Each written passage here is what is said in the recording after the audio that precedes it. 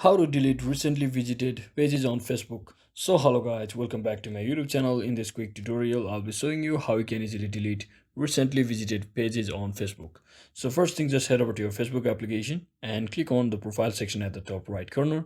And from over here, all you have to do is just scroll down until you see the settings option. So just tap on settings and privacy, and inside that click on settings. So once you click on settings, once again you scroll all the way down until you see the option called activity log. Just tap on this. So once you tap on it, scroll once again all the way down until you see the option called logged information.